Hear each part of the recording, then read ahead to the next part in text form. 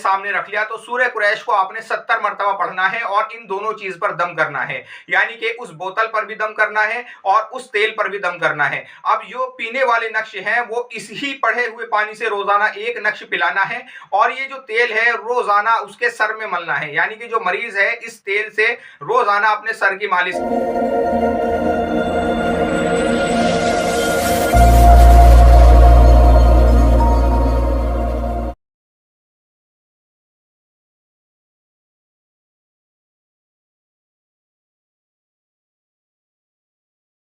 अस्सलामुअलैकुम, मेरा नाम है मोहम्मद शादाब और आज मैं एक और वीडियो लेकर हाजिर हुआ हूं। इस वीडियो के अंदर जो आप नक्श देख रहे हैं ये नक्श सूरह कुरैश का नक्श है। ये सूरह कुरैश का अददी नक्श है और इंशाअल्लाह इसके तरीके से मैं आज बताऊंगा कि किस तरह से आप जादू और जिन्नात का इलाज कर सकते हैं।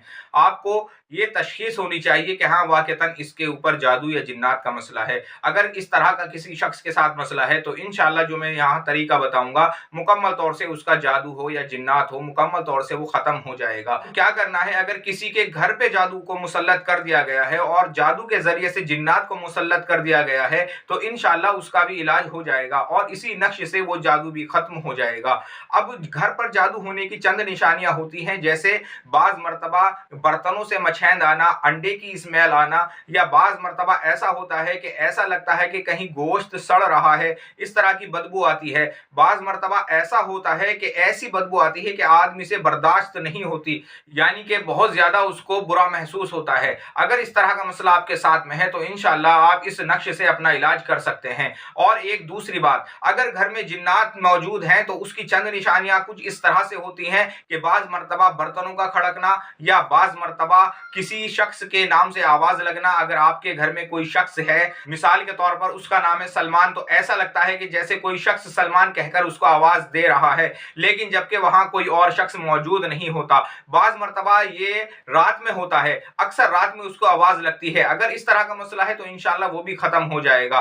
और एक दूसरी चीज मैं यहां आपको बताऊं, अगर रात के वक्त में कोई शख्स उठता है, मिसाल के तौर पर कज़ाए हाजत के लिए उठता है, तो उसको ऐसा लगता है कि उसके साथ में कोई चल रहा है या उसके पीछे कोई है, उसको ऐसा महसूस होता है कि यहाँ आसपास कोई शय है या उसको घबराहट होने लगती है। अगर इस तरह का मसला है तो ये घर में जिन्नात होने की निशानी है। आप इसका इलाज भी कर सकते हैं इसी नक्श के जरिए से। बहुत ही आसान तरीका मैं यहाँ आपको बताऊंगा। और एक दूसरी बात आप समझे, जब आप किसी एक शख्स का इलाज कर रहे हो तो इंशाअल्लाह वो भी आप इसी नक्श से कर सकते हैं, बस उसका थोड़ा सा तरीका अलग है। आप पहले इस नक्श को बनाने का तरीका देखें किस तरह से आपने ये बनाना है। ये आपने आतिशी चाल से बनाना है और ये कम से कम आपने 11 नक्श बनाने हैं और इनको फलीते की शक्ल देनी है। और 11 नक्श आपने पीने के लिए बनाने हैं जो अर्के गुलाब और जाफरान से आप बनाएंगे। और जलाने वाले नक्श आप लाल पेन से बना सकते हैं या काले पेन से बना सकते हैं, उसमें किसी तरह की कोई कैद नहीं है। नीले पेन से भी आप उसको बना सकते हैं, उसमें किसी तरह की कोई कैद नहीं है।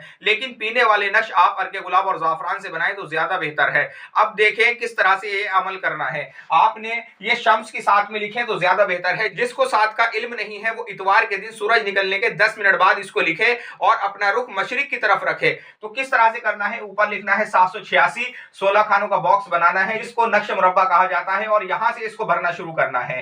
1505, 1506, 1507, 1508, 1509, 1510, 1511, 1512, 1514। यहाँ 13 नहीं लिखना, यहाँ एक बढ़ाकर लिखना है 1514, 1515, 1516, 1517, 1518, 1519, 1520, 1521।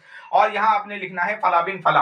जब आप किसी एक शख्स का इलाज कर रहे हो तब आपने फला बिन फला लिखना है। जब आप पूरे घर का इलाज करेंगे तब आप फला बिन फला नहीं लिखेंगे। एक ये इसी तरह से नक्श तैयार करेंगे, उसके नीचे कुछ नहीं लिखेंगे। अब देखें, जब आप एक शख्स का इलाज कर रहे हैं तब आपने क्या करना है, 11 तो फलीते बनाने हैं और 11 पीने वाले नक्श बनाने हैं। पीने वाले नक्श आप अर्के गुलाब और जाफरान से बनाएंगे और जलाने वाले नक्श आप बेहतर है लाल पेन से बना ले। अब क्या करना है, अब आपने एक बोतल पानी अपने सामने रखना है और थोड़ा सा तेल आपने अपने सामने रखना है। सरसों सरसों का तेल आप इस्तेमाल करें, या अगर मरीज कोई और तेल सर में लगाता है वो तेल आप अपने सामने रखें। जब आपने ये दोनों चीजें अपने सामने रख ली, पानी आपने अपने सामने रख लिया और तेल भी आपने अपने सामने रख लिया, तो सूरह कुरैश को आपने 70 मरतबा पढ़ना है और इन दोनों चीज पर दम करना है, यानी कि उस बोतल पर भी दम करना है और उस तेल पर भी दम करना है। अब जो पीने वाले नक्श हैं वो इस ही पढ़े हुए पानी से रोजाना एक नक्श पिलाना है और ये जो तेल है रोजाना उसके सर में मलना है, यानी कि जो मरीज है इस तेल से रोजाना अपने सर की मालिश करे। और बेहतर है कि शाम के वक्त या रात के वक्त ये मालिश करे तो ज्यादा बेहतर है। और सुबह में हो सके अगर मुमकिन हो तो रोजाना गुसल कर ले, और अगर रोजाना गुसल ना कर सके तो कम से कम दूसरे दिन तो गुसल कर ले, तो इंशाल्लाह इस तरह से उस शख्स का इलाज हो जाएगा। और जो फलीते आपने बनाए हैं वो रोजाना एक फलीता अपने सामने रोशन करेगा, यानी कि रोजाना एक नक्श पीना है, ये सर में तेल लगाना है और एक फलीता अपने सामने रोशन करना है चिराग में रख करके।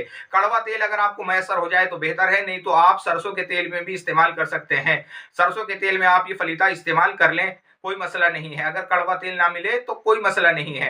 अब जब आप घर का इलाज करेंगे तब आपने किस तरह से करना है, ये इसी तरह से 11 नक्श बनाने हैं, इनको फलीते की शक्ल देनी है। और फलीते की शक्ल देने के बाद जब आप घर में रोशन करेंगे तो ऐसी जगह रख दें, मिसाल के तौर पर अगर घर में 3 कमरे हैं और आगे सहन है तो आप इसको सहन में रखें और इसका रुख कमरों की तरफ कर दें, यानी कि चिराग का रुख कमरों की तरफ कर दें और घर की सारी लाइटें बंद कर दें। बस ये चिराग जलता रहे और कम से कम आधा घंटा यानी कि 30 मिनट ये चिराग जलता रहे।